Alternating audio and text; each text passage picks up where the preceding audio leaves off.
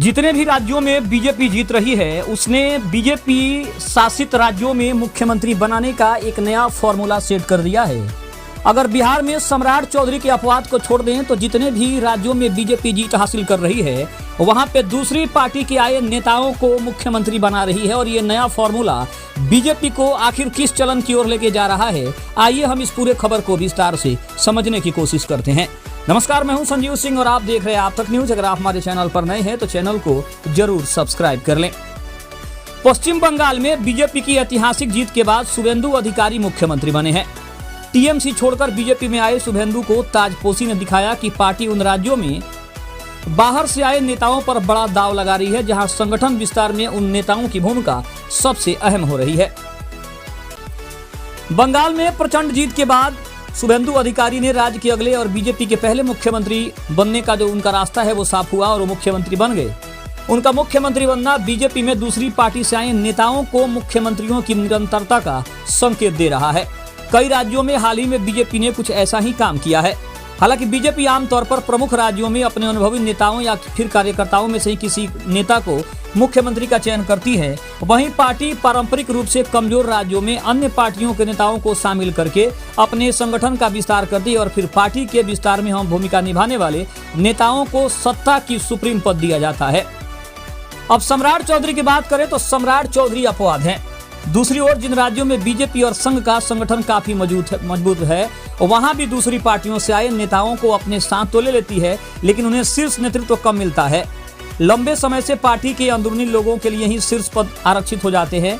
वर्तमान में बिहार में इस मामले में एक अपवाद है, जहां आरजेडी से आए सम्राट चौधरी को जातीय समीकरण के कारण सीएम की कुर्सी दी गई है। पश्चिम बंगाल की अगर हम बात करें तो शुभेंदु अधिकारी का बीजेपी में प्रमोशन दिख रहा।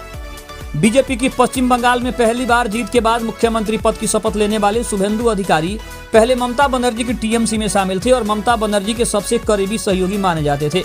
2020 में शुभेंदु बीजेपी में शामिल हुए थे, जब उन्हें यह समझ आया था कि टीएमसी में उन्हें प्रमोट नहीं किया जाएगा। इसके बाद शुभेंदु ने साल 2021 के विधानसभा चुनाव में नंदीग्राम सीट से तत्कालीन मुख्यमंत्री ममता बनर्जी को हराया था। वहीं 2026 के चुनाव ने शुभेंदु ने ही नंदीग्राम और ममता के गढ़ भवानीपुर सीट से भी जीत दर्ज कर टीएमसी को बड़ा झटका दिया था।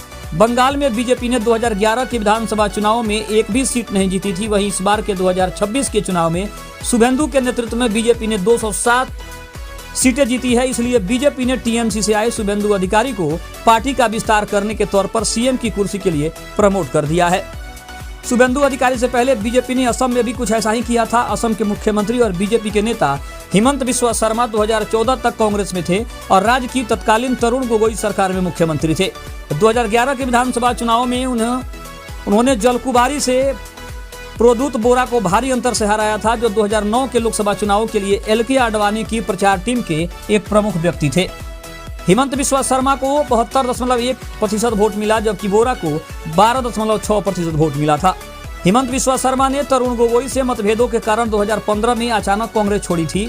खबरों के मुताबिक उन्होंने अपने लिए बेहतर समझौता करने के आखिरी प्रयास में राहुल गांधी से मुलाकात भी की थी, लेकिन उनका दावा था कि गांधी जी उनकी चिंताओं को सुनने के बजाय कुत्ते को बिस्कुट खिलाने जैसा व्यवहार कर रहे हैं, जिससे वे काफी नाराज हुए थे।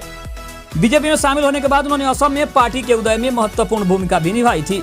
2016 से पहले बीजेपी असम में बेहद छोटी पार्टी थी, लेकिन हिमंता के बीजेपी में शामिल होने के बाद पार्टी के संगठन में अभूतपूर्व विस्तार हुआ। नतीजा ये हुआ कि 2016 के विधानसभा चुनाव में बीजेपी एजेपी के साथ गठबंधन के तहत सरकार में आ गई और उस दौरान बीजेपी ने संघ की पृष्ठभूमि में आने वाले सर्बानंद सोनोवाल को मुख्यमंत्री बनाया। वहीं 5 साल में बीजेपी मजबूत हुई तो हिमंता को बेहतरीन प्रदर्शन के लिए असम का मुख्यमंत्री बना दिया गया, जबकि सोनोवाल को केंद्रीय मंत्री बनाकर केंद्र में भेज दिया गया। अब बात करते हैं अरुणाचल प्रदेश की। तो अरुणाचल प्रदेश में 2016 में तत्कालीन मुख्यमंत्री पेमा खांडू के नेतृत्व में कांग्रेस के 44 विधायकों में से 43 ने एनडीए के उत्तर पूर्वी लोकतांत्रिक गठबंधन की सहयोगी पीपुल्स पार्टी ऑफ अरुणाचल यानी पीपीए में शामिल हो गए।